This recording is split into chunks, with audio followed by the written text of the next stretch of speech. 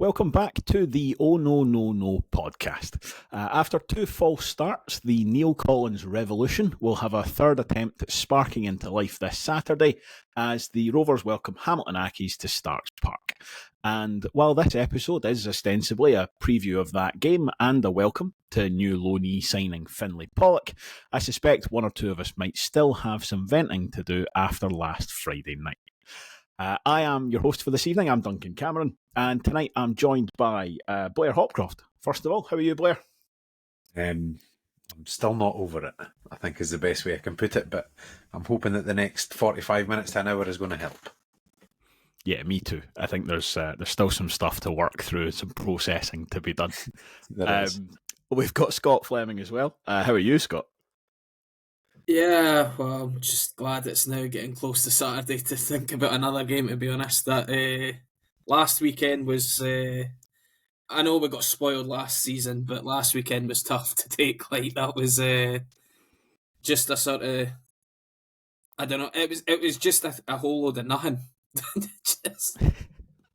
Yeah, that's quite a good way of putting it, actually. So the Rovers, Sorry, we're still in the introductions. That's a tangent already. The Rovers have got this new digital program, which looks brilliant, to be fair. But about halfway through, there's the match stats from Friday. Not convinced I would have kept that in for the first episode. Don't make for nice reading. But we'll come back to that. We've got Callum Blythe as well. How are you, Callum? Hopefully, just like the Second Balkan War, the Bulgarian is on the losing side.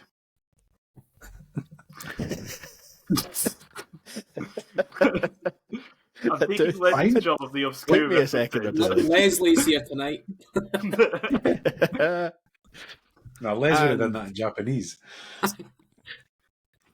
You would have done it in Serbian and cause a war in the comments. I'm not convinced we have too many Balkan listeners. That's probably not even correct. Anyway, also making his debut on the podcast, we also have Allan Douglas-Munn. How are you, Allan? Yeah, I'm good, mate. Yeah, glad to be joining you. Obviously not joining at the best time for the club, but what better way to help get over it than come in here and rant and swear about it to some like-minded people. Yeah, I think you're quite right. And listen, we'll stick with you as is tradition. We get a new body on the pod. So tell me, kind of generally, what's your outlook when it comes to the Rovers? Are you kind of pessimistic? Are you optimistic? And then also, sort of more specifically, give me your thoughts on Scott's favourite subject. Give me your thoughts on Ian Murray's sacking and everything that's happened since then, please. Yeah, I mean, generally, I'm probably somewhere in the middle as a Rovers fan. I think I've been supporting the club for 30 years now. I've seen enough shite. I've seen enough good stuff to know that we're going to get a bit of everything.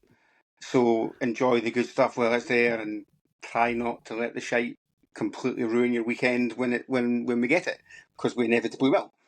I tend to kind of be quite pragmatic, I suppose, and it's never as bad as the lunatics think it is, or as good as the happy clappers think it's going to be.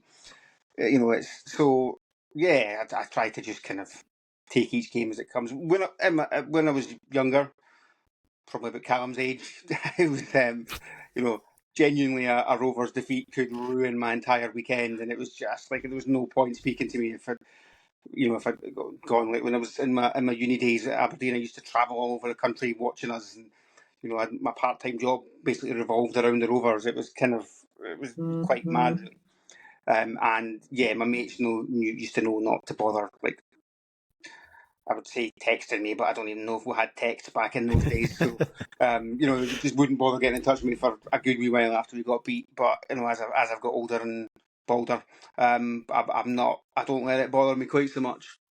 In terms of kind of how things are now, it's really weird because the club off the park is in as good a position as it's ever been in my time supporting the club. We're not necessarily the wealthiest we've been, but we don't want to be back in the kind of late 90s when Alan Kelly was throwing money around all over the place. It was unsustainable and it was crazy. But everything else is just, the club's been run really, really well. And obviously up until the summer, on the park, it was looking great as well. Since then, I don't really know what's going on. I don't think anyone does. I think Ian Murray himself summed it up really, really well after that, with his interview after that Airdrie game. There was something not right, and it was really hard to put your finger on what it was. Thankfully for me, it wasn't my job to put my finger on what it was. It was his. And if he couldn't, it's one of the, I was probably shocked as anyone when he got sacked. When I hadn't seen the news come through, and my brother-in-law, he sent a message on a kind of group chat I'm on with him and a Falkirk fan, so it's always a good laugh. And I was just like, what? And I genuinely had to go and check Twitter myself to see if he was taking the piss or something. And it was just staggering at the time. And then I listened to Andy Barrowman's interview, and it kind of started to make sense. But even then, I was still I was kind of thinking the same things, but I kind of found it really hard to put it into words. And it was actually listening to the Terrace podcast, and Sean McGuigan was talking about it and kind of how he was feeling about it all. And I was like, you know what?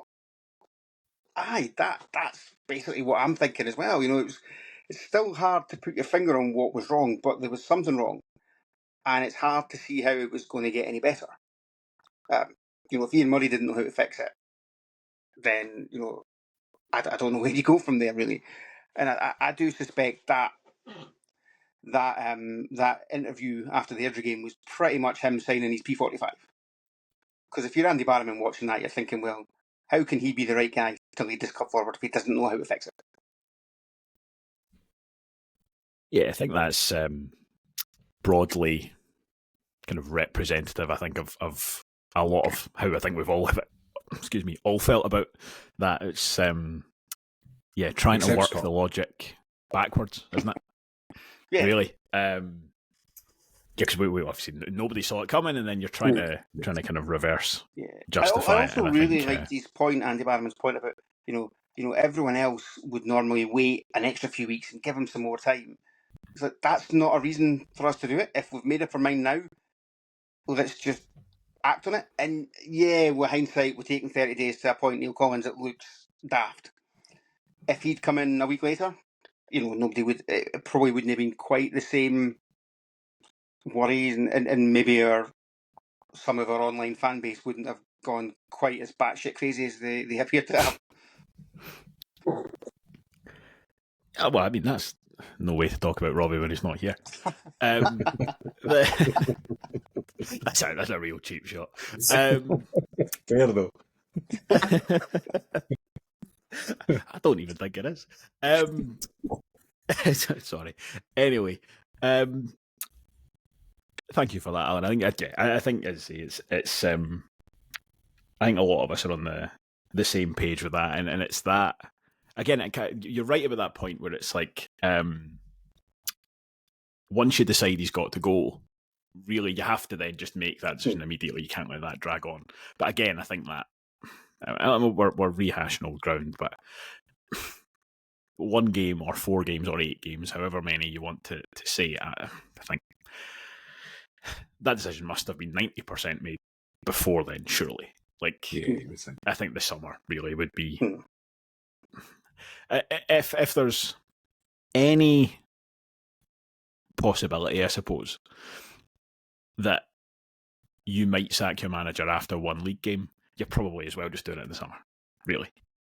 And I think even if you look at it's a completely different example, St Johnstone sacked Craig Levein, you think time to do that was the summer as well. Craig Levein in particular, he's a known quantity that he was never going to turn that St Johnstone team around. He was just a case of how long is it going to be before you get fed up with them.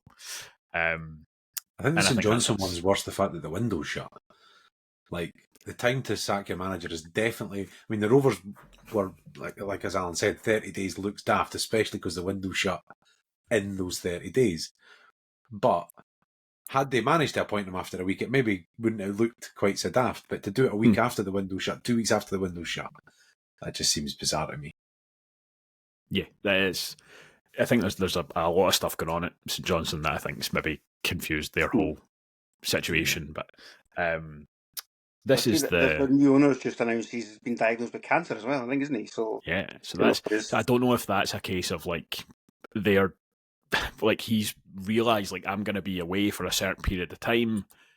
I want to make changes before I'm on like medical leave and all that. So I don't know what's happened there, but this is the lot of the football board. It's an incredibly difficult job you got to make these decisions, and there's always going to be punters like us sniping at them. But that is not to get away from the fact that this has not been a particularly good start to the season, and I suspect that might come up again. But before we do that, before we go back to that, we did get some good news today. We got the arrival of Finlay Pollock on loan from Hearts. He's a 20-year-old attacking midfielder who Hearts have given him a contract extension today as well, which is quite good news to see alongside a loan signing that they've his parent club have given him a new contract. So it's not just a case of they're punting him out to let him run his contract down. He does seem very highly rated there, and this is very much the sort of the next stage in his development, but also quite a lot of unhappy Hearts fans. There seems to be a general consensus that he is, at least in the eyes of the support, at the level of being able to contribute to their first team. But the big question mark is his injury record. He has had injury problems. It really kind of limited his game time over the last couple of years. He's only at a handful of games for the Hearts first team, and not that many more, I think, for their B team either. Now, I mean, apart from the fact that loaning your injury-prone starlet to Wraith Rovers is a bit like asking Mr. Blobby to look after your antique crystal. But Blair, do you think that's a good signing? Finlay Pollock? I think that's a good segue. I don't know if that's a good signing. Do you know what? Yeah, I think it is actually a really good signing. It reminds me a lot of, remember when we used to sign like Jamie Walker and like boys like that came in and they were, Pernichenko, that's the one, the hammer. But we used to actually bring in boys on loan who were good. Johnny Russell came in, and do you know what I mean? Kevin Smith came in. Like, we used to sign loan players who were actually good. Him too.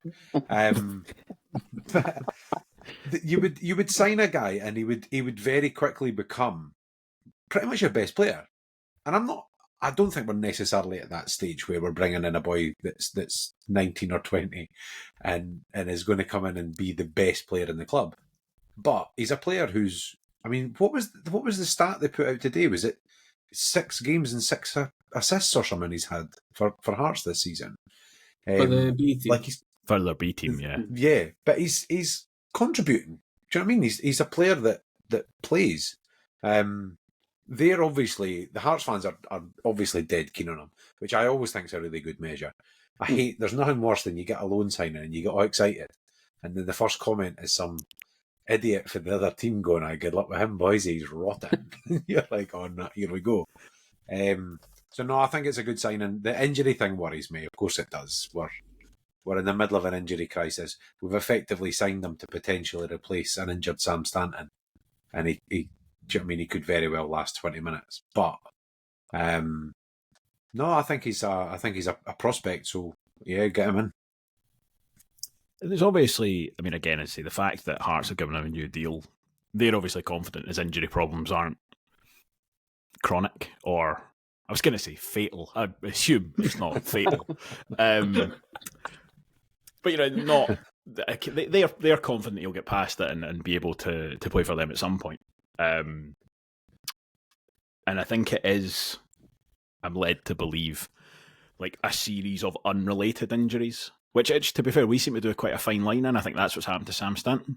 He was coming back from one, got back into training, and then it's something completely separate. But that, you mentioned it, Blair, that I think is, for me, why this feels like a good signing. Is it sounds like, and I've literally never seen him play, so I'm going by what I've read today.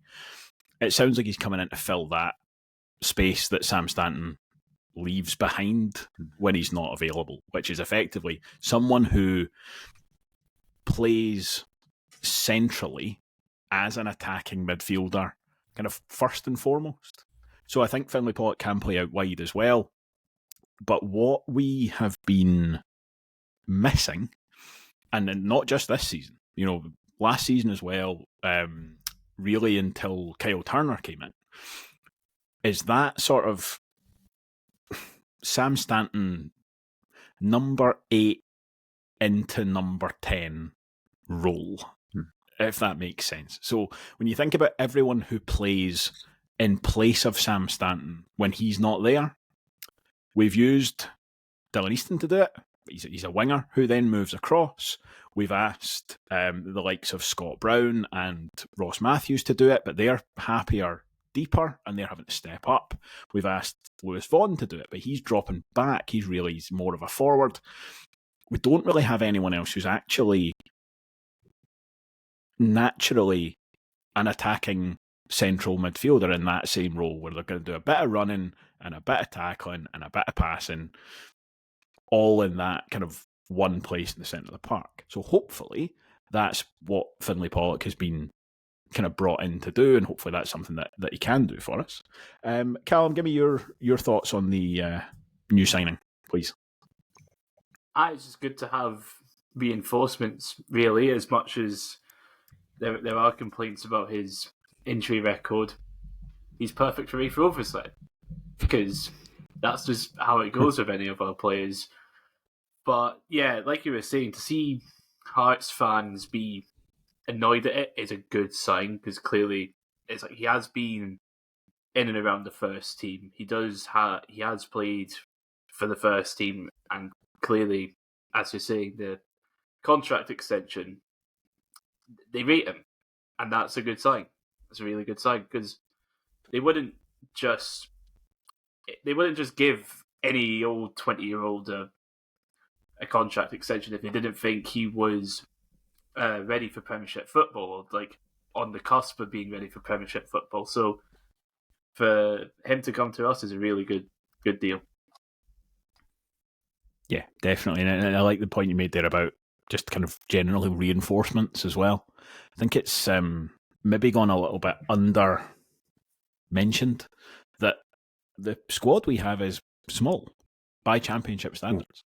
So we're going to come on and talk about Hamilton, because obviously we play them on Saturday. They've got 29 players. So their website lists 27, and they've signed 2 more this week. We have 23. But take away 1. Who are we taking away? Jet. He plays for Morton. Oh my God. God. Did play for Morton. Did play for Morton. So we can take him away if you want, but he wasn't on my original list. I really Alan, panicked. you've been brought here to replace Callum. Do you really know that I knew that was what he was about to come out when I was like, please don't. I thought I'd missed something. I was No, like, you God, hadn't. You hadn't. missed? No. No, it's just me just like zoning out the moment I stopped speaking once again. Callum, very much the jet of the podcast. So is it? I think some Hamilton are at 29 players on their website, and I'm sure there'll be a couple of youth players and stuff in there as well. But fundamentally, 29 guys who are at training on a Tuesday morning, you would assume, for Hamilton. We've now got 23, and one of them is Callum Hanna, who's obviously out on loan, so won't actually feature for the first team. And with the greatest respect, one of them's Jake Nicholson as well, who I'm sure will become a part of that picture, but hasn't kicked a ball in senior football yet. It's a small squad, so actually just getting an extra body in is a bonus. And I think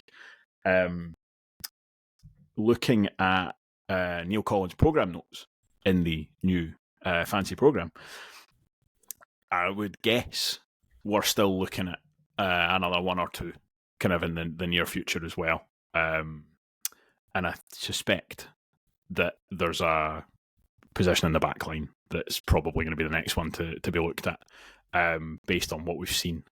And speaking of what we've seen, Scott, I suspect you are champing at the bit to give us some of your thoughts.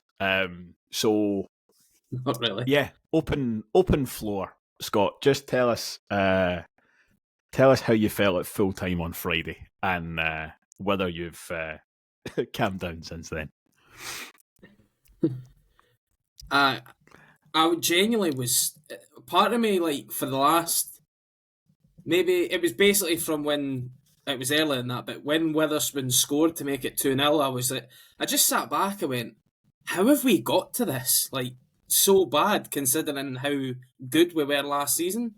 And I'm sitting going through every match going, like, obviously, listen, the red cards are killing us now. They absolutely are. You can't go and ask guys every week to go and finish a game with 10 men and hope to win the game. Like, it's straight away, you're no ever giving yourself a good chance at it.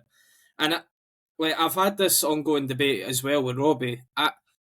Yeah, you can put it somewhat down to injuries, but at the end of the day, look at Dunfermline last season, the amount of injuries they had, and then look at other teams. Everybody goes through their stages of hitting an injury crisis, if you want to call it that. But I mean, we still had 15, 16 players that were really good enough to get a result going into that game, and it's not like Dunfermline have been amazing this season. They've literally just went and beat East Fife the week before, and that was the first time that they'd went and really kept a clean sheet, won a game, and probably felt comfortable in a game. And then we, within it would probably be quicker than 5 minutes, realised why are we not doing what we did down at Ayr and actually be going for them. And we were, like, if anything, they're just as low in confidence as what we are in terms of, now they're not, but before the game they were.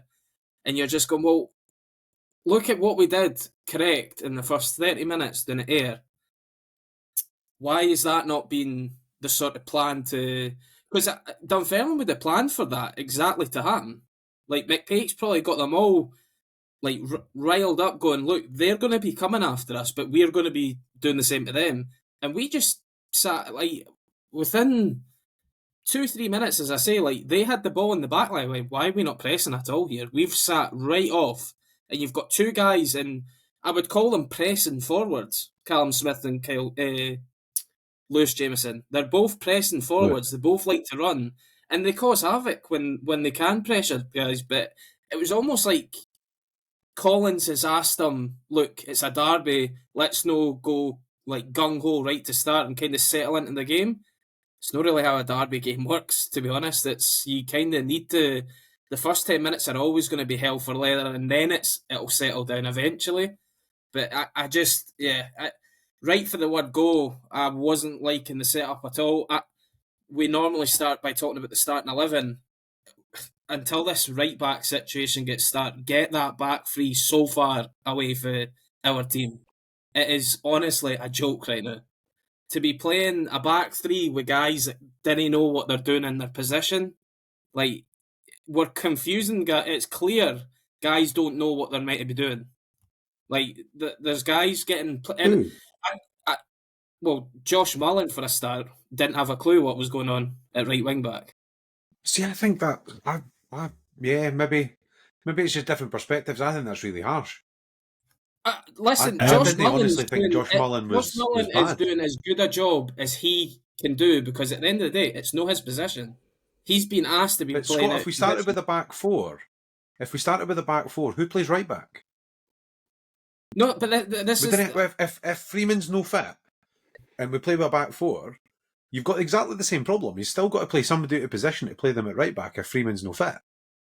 Yeah, no, so I totally get what you're saying, but at the same time, it's that this is not what my issue is. My issue is that why have we still got this right back issue after a month that we've known that this has been an issue, and we've not brought anybody in. Still on the 19th of September, still not a right back has been brought in. I know we've got Kieran Freeman there. If for some reason he's not yet, he got 30 minutes off the bench at Ayr. I'm sure he must have been fit enough if he was on the bench again to give us 60, at least. Give us a chance at right back. But I genuinely think that this back three, until you can get three centre halves and somebody that can play right wing back, get in the bin. There's no need for it. So I kind of I was going to say I agree with you both. I suppose I also disagree with you both in the same breath. So, in theory, it feels like the back three should be better than the back four, given the players we had available for Friday. Right, so you've got three centre halves who are all playing where they like to play.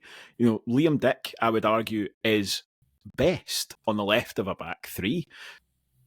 Paul Hanlon can play it. Ewan Murray can play it. Fine, right? So those three, tick, tick, tick. Lewis Stevenson, left wing back. He can do that. He must have played literally hundreds of games there. Perfect, tick. And you go right hand side, to your point, Blair. Right, well, right, okay, let's just call it that Kieran Freeman's unavailable. For I mean, who knows why, right? But three different managers basically haven't played them. So let's assume he's injured, right? You ain't got to go right. Someone's going to have to fill in. It should be easier for someone like Josh Mullen to play wing back than to play as an orthodox right back, right? So in that sense, I would have said, you know, Scott, I disagree. I don't think we should be getting that back five or the back three in the bin. I think that's the best way to go. However, with the evidence of my eyes on Friday, that first 15 minutes was terrible. And Robbie mentioned it on the pod that we actually had to discuss this game, that of all of them, the one I thought who looked the most out of place was Lewis Stevenson. It just didn't seem to be confident in what he was being asked to do. In the sense that a couple of times in that first 15 minutes, the ball was played out to him on the left-hand side, and he was in two minds. And Lewis Stevenson's been around long enough to know what he's supposed to be doing if you just leave him to his own devices. He looked like someone who's played under three managers in 5 weeks and has been told to played left back, played left wing back, and the ball went out to him, and he was like, "Am I going? No, hang on, I better come back." And then he plays it to Sean Byrne, who plays it to Paul Hanlon, it's back into the back line. And that's not by any means to put all the blame on Lewis Stevenson. It's more so he was the example, I think, the most stark example of, in that first 15 minutes, I thought we looked so disjointed and so out of sorts. And I think you're right, Scott. Dunfermline came flying out the traps and we didn't settle. And I think there is an argument that says if you don't get someone sent off after 15 minutes, do you settle?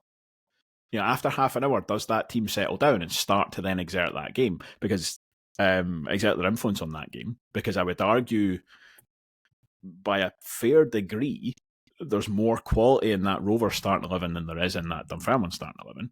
But what I would also say is, I think that very disjointedness contributes to the red card.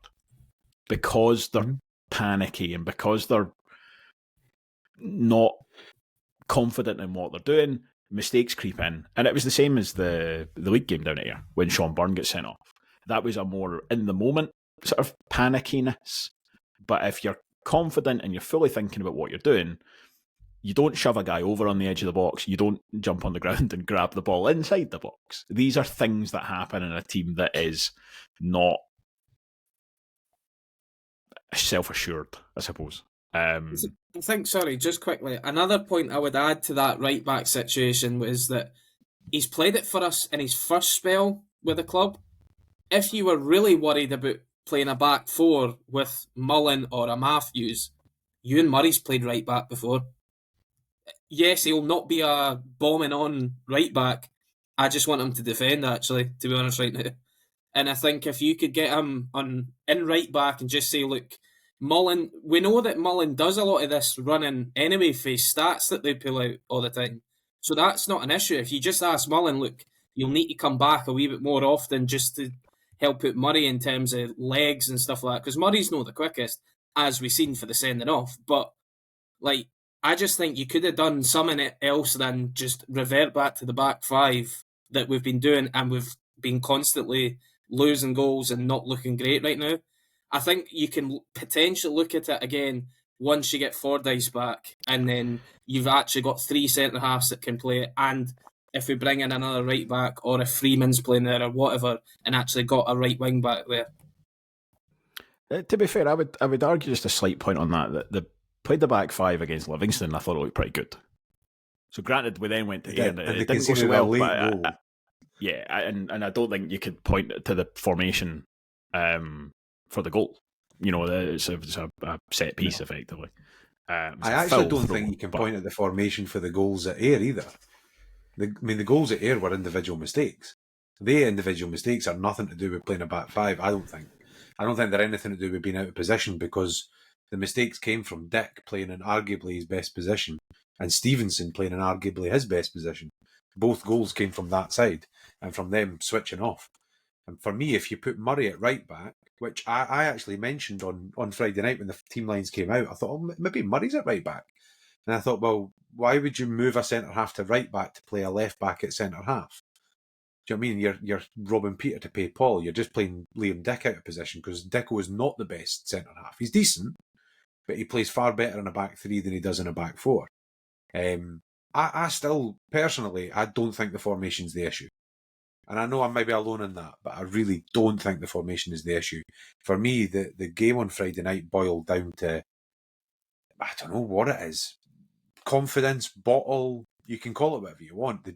I think Duncan's absolutely right, started really, really badly. But I think the answer to the question of would they have settled is yes, because with 10 men, the game settled. It took them an hour and a massive deflection before they actually got the ball in the net. So this is a couple of people have said more or less that, but I have to tell you, from my perspective, after the red card, I don't think the Rovers got any better. I think Dunfermline got worse. To be That's perfectly my honest. point, though. That's exactly my point. I genuinely don't think it's about we would have taken control of the game. My point was they came out all guns blazing, and I don't think they had it in them to keep that up. They showed that they couldn't keep up, because they couldn't even keep up against 10 men. And that was something Scott said a minute ago about Dunfermline didn't, like, they were low in confidence, and you didn't want to give them any encouragement, and that's what the red card is. That was handing them, a huge route back into the game. And yeah, I think the longer that game went on at 0-0, even with 10 men, you started to feel like, oh, hang on a second, they could really be starting to doubt themselves. And then obviously it's the huge deflection. But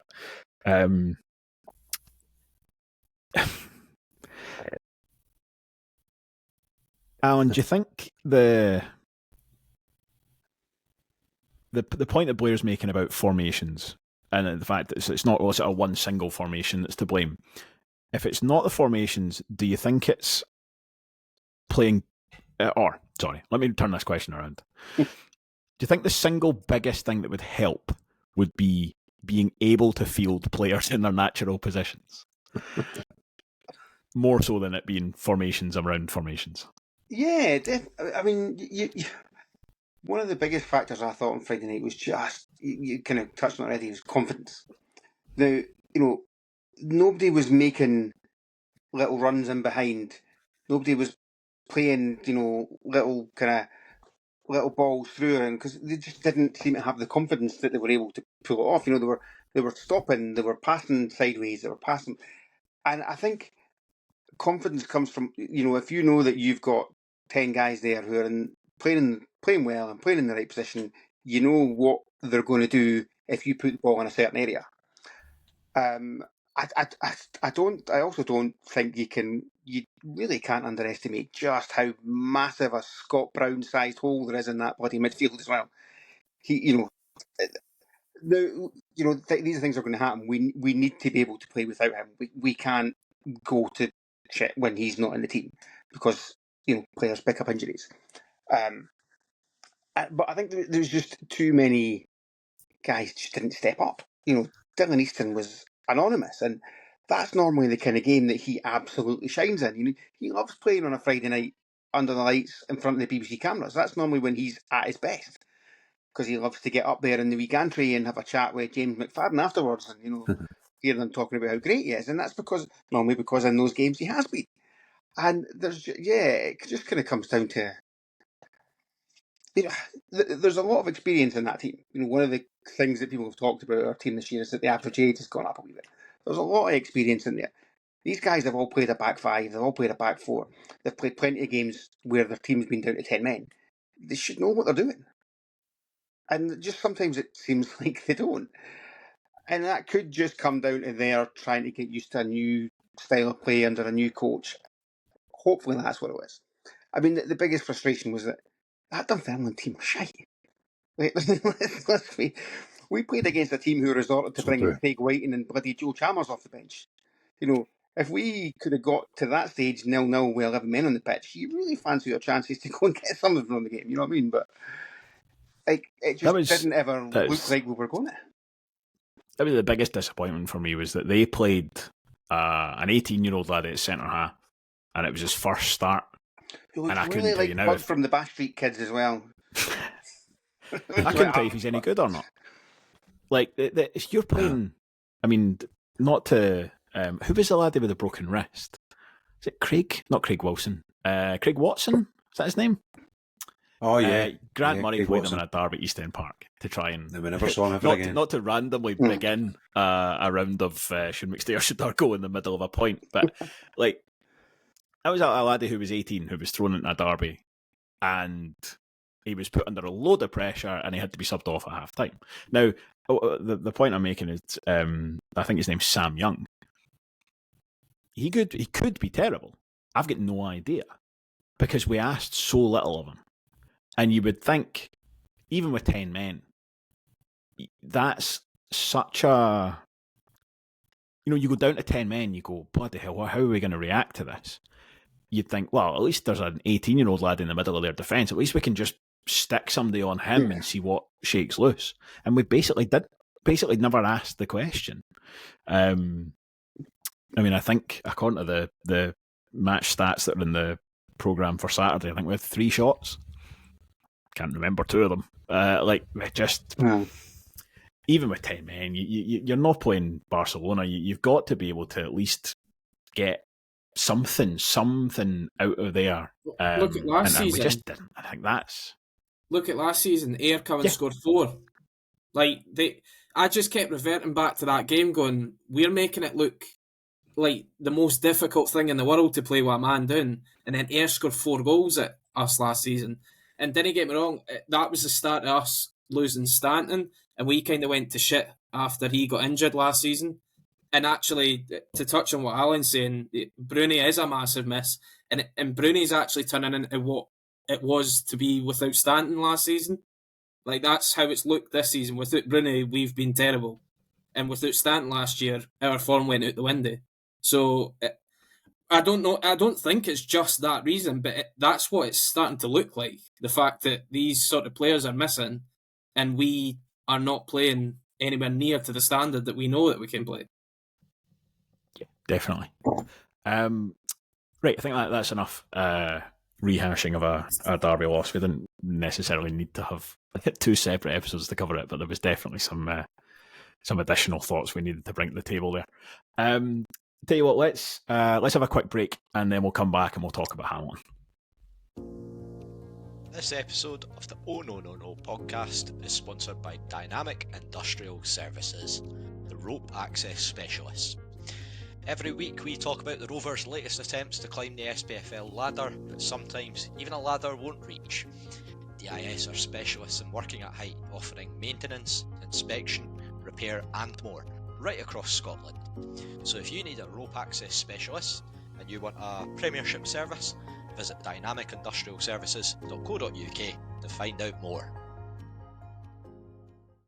So let's turn our attention to Saturday then. Hamilton, I mean, haven't had a brilliant start to the season. 6 games so far. They've won 1 and drawn 2. I think they've conceded more than we have. Last time I looked. They conceded 10. We've only conceded 6. Although they have scored 5 to our 1 penalty. So, I wouldn't read too much into that. Now, while this is obviously, far, far too early in the season for anything to actually be a must-win, given that, we've got high-flying Falkirk next week and given the results we've had recently, Callum, do we really need to pick up 3 points here? Well, you need to pick up 3 points every time you play, don't you? But aside from the obvious, yeah, we really, really do, just to get us out of this rut. Like, it's like Accies are not good. They're not a good team. And that's not just me saying this with race bias. I've got I spoke to a pal who's an Accies fan after the cup game, and he was saying this team is not good, but having seen what was happening at other teams, he was confident of them doing just enough to stay up. And it's a case of, well, if that's what Accies fans are thinking, and we lose to that, then what does that say about us? And it's like looking at their results, it's like 3-0 against Livy. It's like Livy didn't look that good when we played them, so to get beat 3-0 off of them is concerning, and you've got a 0-0 draw against Morton, who seem to have every game as a 0-0. They seem to just play for that. And it's just sort of... This is one... It's like we got Accies, Falkirk, then Morton away. And I can't remember who else we have after it, but it's like... Queen's Park. Queen's Park, that's it. So it's like up the next 4 games, we've got 3 really winnable games. And it's like, we need to start it off with a win against Accies. So that's, well, I remember saying that, but before we played Dunfermline, that actually looking at the games that we'd had, it was a tough start. And that if we'd then beaten Dunfermline and beaten Hamilton, you could almost start to like argue away the bad start, because you're like, well, we played decent sides and a bit of hard luck. But the reverse of that is also true. Given that we have now been beaten by Dunfermline, I think if we get beaten by Hamilton as well, you're then kind of really verging on like bad starts into very bad portions of the season. I mean, the whole of last season, we lost 7 league games, and we've lost 4 already this season. So, you know, you really can't afford too many more losses, really. Blair, give me your thoughts on the weight of expectation that we may or may not be starting to feel already with games like this. Yeah, it's worrying. I'm not going to lie. The one thing I would kind of argue to Callum's point is I don't think you can listen too much to what fans think, because apparently we're as bad as Anelka's side this week. It's just like people weren't even there. I think that was a journalist, to be fair. Yeah. No, and also, I'm not convinced few Rovers that fans that I didn't feel were being sarcastic when they weighed in. Like, my comments were concerning. Let's put it that way. I'm also not sure that you can't listen to what fans think is a great motto for this podcast. Oh, mate, it's 100% the motto for this podcast. Don't listen to anything I think. Well, no, listen to it. Don't take it on board. But listen. Oh, yeah, listen. Or watch if you're that way inclined. Hi, Bob. I do kind of just think it's all a bit like, I don't know, it feels very, very over the top at the moment. Very kind of defeatist at the moment, the way things are going, which does nothing but pile pressure onto Neil Collins and onto the team. And at a time when arguably confidence is low, what you really need is 2,000 people in the crowd who are really not enjoying you at the moment, to be there and to make you feel every moment of that not enjoyment. And I know, do you know what? It's human nature. I know it is, but it's that thing of if you could get the message across that actually on Saturday we need to get down there, we need to create an atmosphere, we need to you know, cheer them onto the pitch and give them all that. Even if you've got to fake it till you make it, like give them as much love as you can, because I genuinely I worry that if we get 10 minutes into the game and somebody misplaces a pass or Kev kicks the ball out or whatever, and there's the usual kind of groan and it starts to snowball, and it's like we can very quickly turn it into an absolute disastrous start of the season, because it's pretty bloody close at the moment, let's be honest. And Hamilton at home, the way Hamilton are playing at the moment, the way we're playing at the moment, I can't say I'm looking forward to it. I really can't. But we need a win. We really, and you're right. I was laughing when you said it. You know, it's maybe too early to say it's must win, but is it must win? It was basically the the question. Yeah, it's maybe probably. It's a case of, like, it's not so much that this is must win. It's a case of, well, if you don't win this, what are you going to win? Almost. Yeah. Like, it's not so much must win as must not lose and must not draw. I mean, really, Hamilton are. All right, I mean, technically, if you look at the table, they're sixth. But I think over the piece, Hamilton in the you would think worst 2 or 3 sides in the division. You would reckon, if you were looking at evidence so far and you think, right, based on quality of the players and all this kind of stuff, who do you reckon is going to finish bottom? Who's going to finish second bottom? Hamilton are going to have relatively short odds in those stakes. You know, they are one of the poorer sides in the division. They beat them. Playing them at home. They did beat them, Finland. Somebody has to. Used to be everybody but us. That's my concern with this, is that you lose some games that you should win and you win some games that you should lose, but at a certain point, when you've been losing the games that we've been losing, this is a bit of a bellwether of, can you win anything, really? Like, this is the game you've got to actually go, right, you know what? They're one of the poorer sides. We're at home. There's none of the added pressure. It's not a derby. There's not going to be a big away crowd. Like, this is bread and butter stuff. And where, nothing's guaranteed, but in a good season, these are the kind of games that you might lose. And you go, oh, I didn't see that coming. I thought we'd be up. But the other results are around. When you've been losing, these are the games. This is when you have to turn it around. Yeah. Because if we get beat on Saturday, you've then got Falkirk next time up. Is a big away crowd. Is a story around that game with John McGlynn coming back. They are actually very good. I still think they'll tail off, but right now they're on excellent form and they're playing really, really well. You start to, but you said yourself, it starts to snowball. You start to get this momentum where it's chasing away from you. Alan, give me your thoughts going into this one. If you can try and find a less negative swing around it, that would be lovely as well. Yeah, it's one of those things, and it feels ridiculous to be saying on game 6 of a 36 game season that it's must win. But it kind of feels like it is, but not for the usual reasons. It's not that we're going to be too many points behind and we just can't make it up, because there's still going to be 30 games left for the season. It's more just this squad of players really, really needs a win. I don't even know if it's one of those where a deflection off of somebody's arse in the 97th minute would do it either. I kind of feel like they need a performance and a win.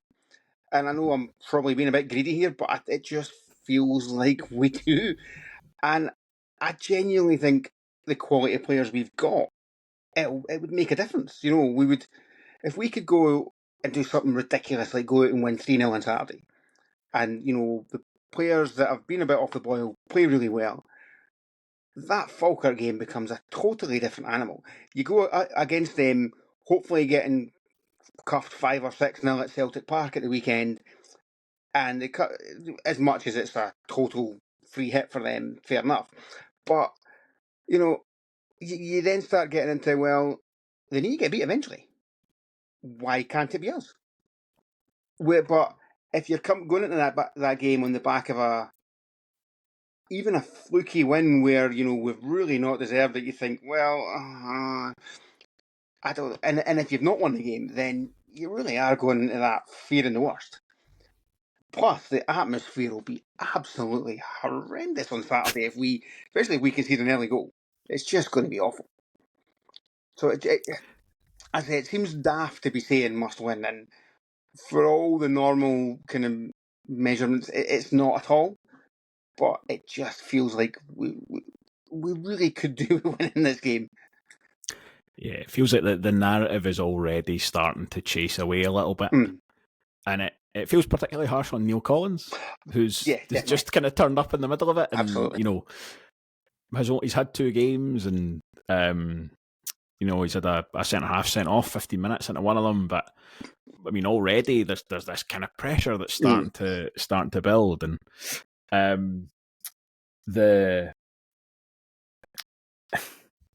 Scott, take us into lineups for this, right? So you obviously have some thoughts formation you playing, Scott? about formations. So tell us who makes up your back 3 and then fill in the rest from there. You're right then. Well, it's not the usual formation anyway, but it's certainly not a back 3. But I think I counted earlier when I was scrolling down on the phone I've got 6 changes for Friday. I think we need something like that to wake a few players up. There's a few players that have been in every team whilst we've been losing that need a little bit of a wake-up call. Whether they think they need it, I just didn't see where, if we keep going with this one change in, one change out, whilst we're losing and not creating anything, when's this going to change? Did we have 6 subs on Friday? Sorry? Did we have 6 subs on Friday? I wonder where your 6 changes we had the full bench. I'm excited. So I had the likes of Hamilton and that was back, so I like it. But I've got obviously Kevin goals. I'm going 4-4-2, just back to a sort of, as I said in the group chat, just go back to absolutely everything needs to be simple for these guys now, because at the end of the day, it looks like they're playing and just worrying about too much stuff. Just go back to basics and do the basics very well, please, because then you might actually have a chance at winning the game. But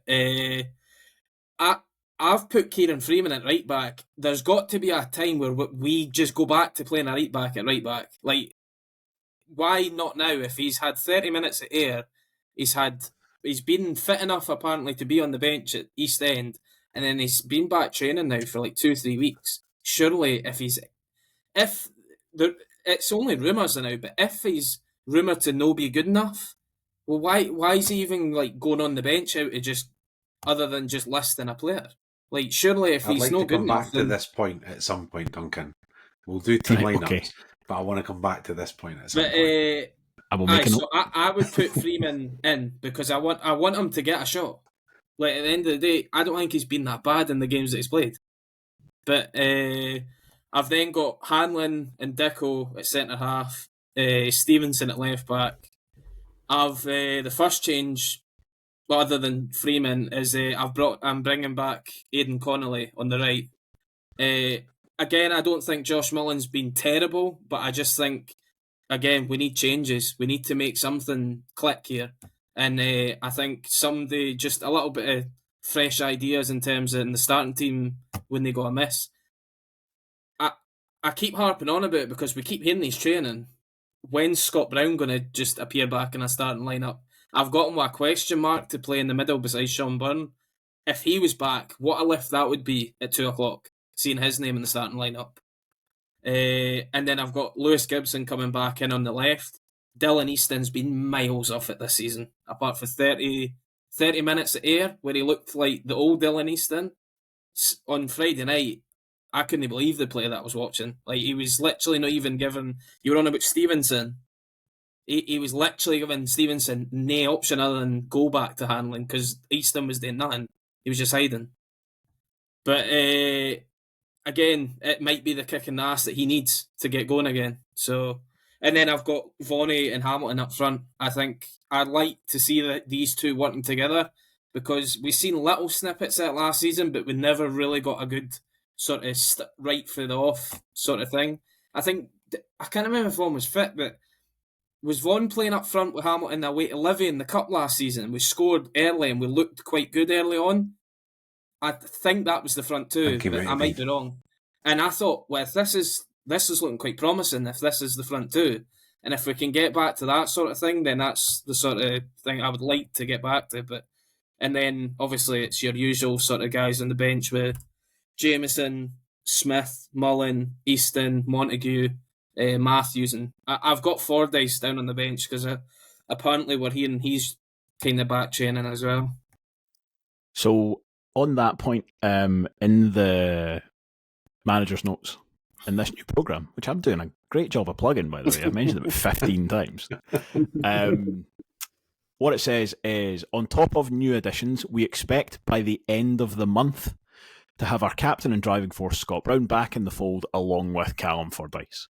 Now, I would take that to mean we will not have either of them tomorrow.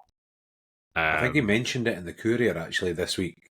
That was the piece that somebody had put it in the group chat where the Courier guy kept calling him Brownie, when he's quite clearly said Brownie, but he doesn't want to write Brownie, so the guy's written Brownie. But Brownie's coming back into training next week. So I think he said basically hoping to have them back, but they won't be back for this week. They're hoping to have him back in training next week, and then Dicey will be the week after, I think, was the comment. Yeah, I'm gonna give you my lineup very quickly because it's not a million miles away from yours, Scott. So I've got the same back four. I'm also bringing Kieran Freeman back in. I just think put your right back at right back. I'm fed up watching guys out of position, to be perfectly honest. I have stuck to a 4-2-3-1, as is my want. I've kept the same kind of base in midfield, but I mean largely for lack of alternatives as much as anything. So I've still got Sean Byrne and Ross Matthews. I don't think either of them have been particularly incredible so far this season, but I still think they're more than good enough to be Championship football players. So I have no great issues with that at all. I have Aidan Connolly back in for largely the same reason that you said. I don't think Josh Mullen's done anything particularly wrong, but Aidan Connolly's sort of unsullied by that Dunfermline defeat. Didn't really have anything to do with it, so he's back in. I've got Finlay Pollock in for the start. I mean, he might as well be wearing a Sam Stanton cut-out mask for the job I'm going to be asking him to do. Quite frankly, it's just that's what I think we need. I think we need Sam Stanton, and Sam Stanton's not available. We need a guy who's going to kid on that he's Sam Stanton, and I think that's the job he's been brought in to do. I've kept Dylan Easton, but I don't honestly disagree with anything that you said. I think you could make a very good argument. You did make a very good argument for Lewis Gibson being in there. Either or for me. Quite happy either way. And I've got Vaughan up front on his own. If I'm only picking one, I have got Lewis Vaughan in there. But again, I agree with what you're saying. I like what you're saying about a front two of Hamilton and Vaughan. I think there's no reason why that shouldn't work. And I suppose as a kind of wider point, I'd like to keep Lewis Vaughan as close to the goal as possible this season. I don't like him dropping back into the midfield. Not because he can't do it. He's got the quality to do it. I just think he's better up front. I think he scores goals. And this team, as a whole, quite simply hasn't scored enough goals recently. So I'd like Vonnie up there as close to the goal as possible to try and do that, please. Callum, give me your thoughts on a starting 11, please. Anybody you want kind of coming in or dropping out. I haven't written anything down, mainly because I just want the starting 11 to be 11 fit players. And obviously someone who can play right back. Well, I mean, I think you can pick one or the other, by the sounds of it. That is a very good point. But yeah, it's just... I think I'm just going to have to agree with Scott with just go back to basics, play a right back at right back, have whoever's fit, available, fired up on the pitch, because obviously it's like last Friday was awful, and sometimes it's like you do need to change players out just to get them. It's like what was it like? It was called last season the Tiger Cage. You need to bring back the Tiger Cage, where you need to rattle the players up, but just to the point where it's just like you bring them on about an hour in, and it's just like they're all fired up and running around like loonies, just causing havoc for the other team and hopefully winning. To be fair, I actually don't mind your thing of putting Pollock in for the start, because I actually could see the thinking behind it in terms of the fans might get a wee bit more excited, more intrigued in the fact that right, it's a player we don't know. He's meant to be full of energy. He's meant to give us this and that. And everyone will just be intrigued to see how he gets on. It also might give the team that just little bit extra energy that we didn't have or we've not had. And a sort of lift of, this is a guy that's not been going through the form that we've been going through just now. And he's a guy that's not been involved with it. So he'll just come in and go, well, I know what I'm good at, so I'll try and show you what I'm good at, sort of thing. But yeah, it's who you would how you would fit him in other than that. But I think I would be desperate to try, especially at home, really try to get that front two again. Because I think I agree with what Blair was saying, and you were saying, Duncan, that the Livy game wasn't terrible. We created more chances, but it wasn't at the end of the day that we're creating loads of chances. But that was the first game we went back to our front two, and that's what happened. So if you're doing that, I would like to think that maybe with a few changes and just that sort of little bit of kick up the arse just to get going again, that we maybe can start creating chances again with a front two. Scott, was that not the game we went to a back three, though? Stop winding them up. Did we lose the game? Sorry. We did. We did. Allan, what about you? Any thoughts on a starting 11? Anybody you want to come in or drop out? It's a difficult one because a lot of the team picks itself because there's nobody else to play there. Kevin goals obviously. I think you've three of the back four picks itself. You're going to go Stevenson left back. Dick and Hanlon in the middle. Clearly, I'm going with the back four. Right back's a tough one. I think if Freeman's fit enough, I think I'd be tempted. Otherwise, we'll have to deal with the fact that Ian Lattle's head is going to explode if we have a midfielder at right back again. But I might not have any option. That's the only problem. So I'm going to go up with optimism and put Freeman in there. I'm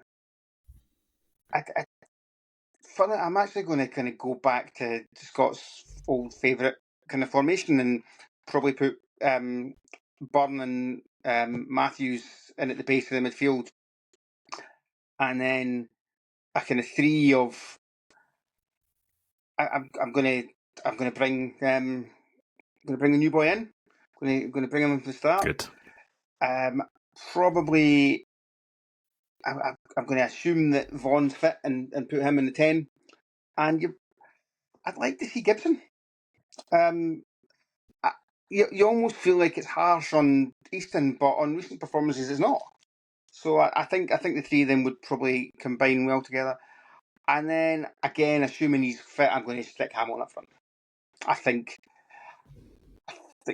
with those three kind of running about him, and you're telling Byrne and Matthews, stick there, protect the midfield. If one of you goes forward, the other one kind of sit back, vice versa. But I think if we can get Hamilton firing, I genuinely think there's a player in there. And our new guy apparently creates chances. So Hamilton, if we stop just trying to throw the ball up to him, to get headers knocking it onto nobody, and actually play the ball into his feet or get the ball out wide and cross it for him in the box, I think he'll score goals. He was starting to do it last year. We then brought Rudden in and decided he was a better player, and ever since then, Hamilton's just not been at the races, really. Yeah, another one I think is just injuries always seem to come at the wrong time for him. Just never seems to be able to quite get that kind of run together when he needs to. Blair, give me your thoughts on the starting lineup, and then come back to Kieran Freeman, the point you wanted to make in relation to him as well, please. Yeah, so starting 11, actually a mishmash of what everybody said pretty much. I'd go. I actually really liked the 4-1-4-1 that we played when we beat Partick. Just from the point of view of the personnel that we've got at the moment and what it kind of brings the best out of who's there. So I'd go back four with Freeman as well. The Dick and Hanlon at centre half and Stevenson on the left, and then Byrne at the base. I would actually play Easton in the middle with the young guy. I don't think it'll happen, but I would take Matthews out after Friday. I would have Gibson on the left. I would have Connolly on the right for exactly the same reasons as you boys have said. I think Connolly, he kind of needs a run, actually. He deserves a bit of a go. And then Vaughan up front, same as you, Duncan. He needs to be as forward facing as we can have him, and kind of go at them. I do feel a bit for Callum Smith. I think he's one of the few players actually who's had a relatively good start to the season, all things considered, as far as you can do in a team that's playing as poorly as what we are at the moment. But yeah, he's the one that I kind of feel a bit sorry for dropping out. But yeah, that would be me. My point on Freeman, so I'm not going to harp on about this too much because it's not my nature, obviously. But I kind of feel like there's this narrative that's been created around him, and I'm not entirely sure if I'm just blind to it, if I'm just blind optimism or not. But I mean, Murray said he was injured. I don't know. It seems to have become over the last few weeks this kind of, if he is injured, or do you know what I mean? Maybe he's no injured. Maybe he's just no good enough kind of argument. And I don't know. Like I feel really uncomfortable about the whole thing. And I tell you, the player it reminds me of, and I don't want to bring this up in a really negative way, but it really reminds me of Lewis Allen when he was at the Rovers, and he was effectively like almost hounded out by the support to the point where he was booed onto the pitch as a substitute when he came on and left the club shortly after. And I just feel like, and maybe I'm 100% wrong. Maybe there is way more to this story and I'm just not seeing it. But I just feel like I don't know where it's come from. It feels like it's kind of snowballed from a comment here or a comment there. He dropped out the team, and he's apparently had this foot injury. I mean, he still appears in training. You still see him in the club media. So it's not like a Ross Millen where he's just disappeared. He's still part of the fold. But if he's not fit enough to play, he's not fit enough to play. Maybe not. I mean, I agree with you, first and foremost. I agree with your overall point. But I do think it's one that a little bit kind of better communication might have sorted out, because he's been around the place for weeks. You said it yourself there. He seems to be in every single training photo. Mm-hmm. And then he was on the bench, and he's been on the bench for weeks and weeks, and he came off the bench for a little bit. But I mean, the thing with Freeman for me, I'm sure I said it on this podcast, at sort of the end of pre-season, I think it was like a little bit underwhelmed, like a little bit like, I mean, he's not been, a roaring success. He wasn't like, it didn't blow anybody away.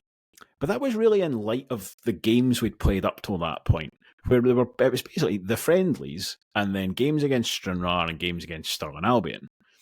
And it was really a case of, I mean, from my point of view anyway, looking at it and going, these are the games we've played against poorer sides where we've had a lot of the ball, and your fullbacks, you almost want them in the other half. You want them bombing on and pushing on, and it's like Kieran Freeman, that doesn't really seem to be his game. I mean, he did still played a big part in the goal against Stranraer, I think, when he played the ball down the wing for Mullen to cross.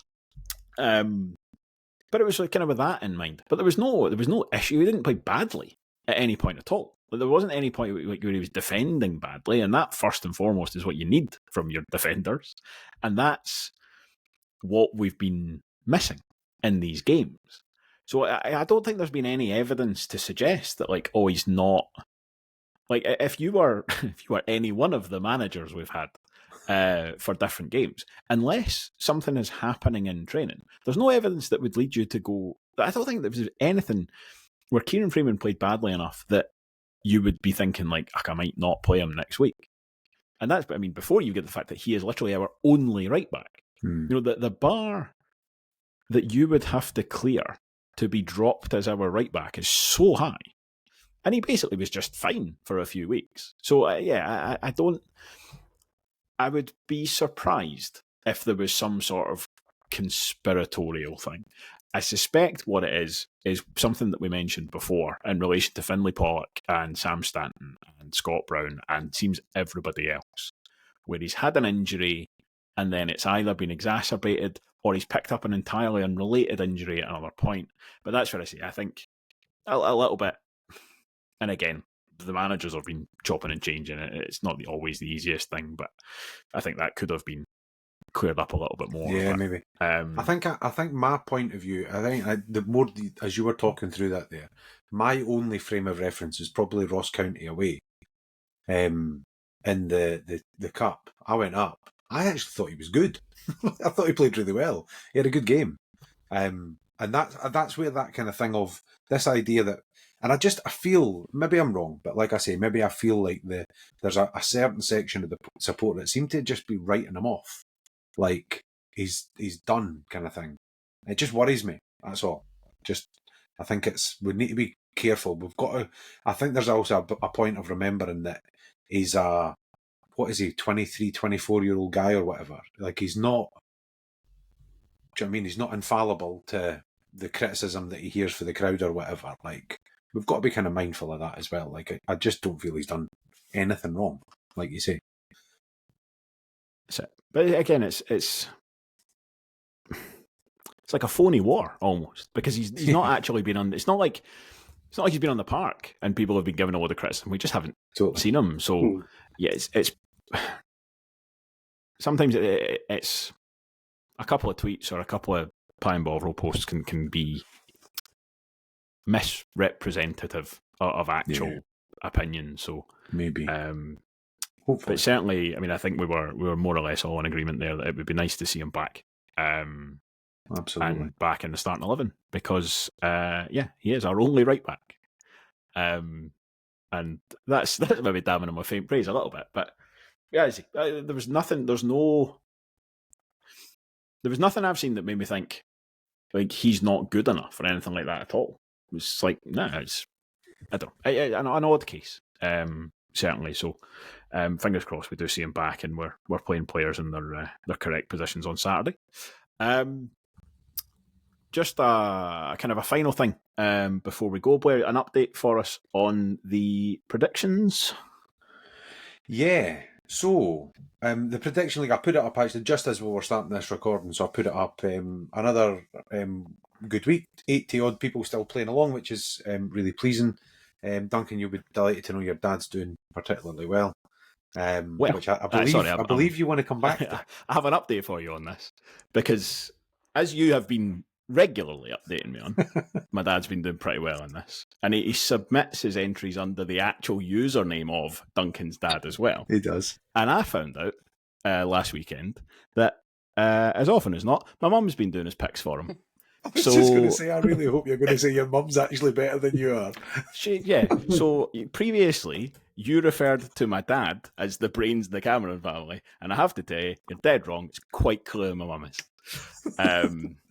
So I'm not having him dining out on that. Claiming this. I don't know if that makes it better for you or worse, though, at this point. Like, your dad actually goes to the football every week, and I'm not judging, but I'm presuming your mum doesn't. No, she doesn't. No. In fact, I'm almost certain all of her Rovers knowledge comes from this podcast. So I don't know what that says. That maybe comes back round, actually, to me again. But no, I don't think it's any better or worse for me, but it's definitely worse for him, and that's all that matters. The one thing I am going to say, though, so I've put up the prediction league for this week. It's a wee bit later, obviously, with it being the Thursday, but cut-off is 3 o'clock Saturday. I've picked the Dunfermline-Partick game. Partick-Dunfermline game, I should say, for the other game. But I would like to give a really special mention to our very own Leslie Maybin, fans' favourite Leslie Maybin, who had a rip-roaring week. And it wasn't actually until we were chatting it through before the show that, and I went, Leslie got a 4-point weekend. And you boys all went, so he had Dunfermline to beat us to nothing. Oh yeah, so he did. So I did a little filter on the thing, and he was the only person in the entire game this week that got a 4-point weekend. So Les, if you're listening, which I hope you are, disappointed in you. There were actually only 3 people who picked Dunfermline to win that game. And I'm not going to name check the other 2 because I don't think they deserve the airtime. Yeah. It's a good job that podcasting's a mugs game, or it would be a 2 weeks' wages fine for Leslie for that. That's outrageous behaviour. Especially given it's not anonymous. Just I thought he was cleverer than that, if nothing else. Thank you, everybody, as always, for listening. We will be back over the weekend. Don't know entirely when. I suspect it'll depend on the result with a review of the Hamilton game. So we will see you all then. Thank you, as I say, for listening, and goodbye.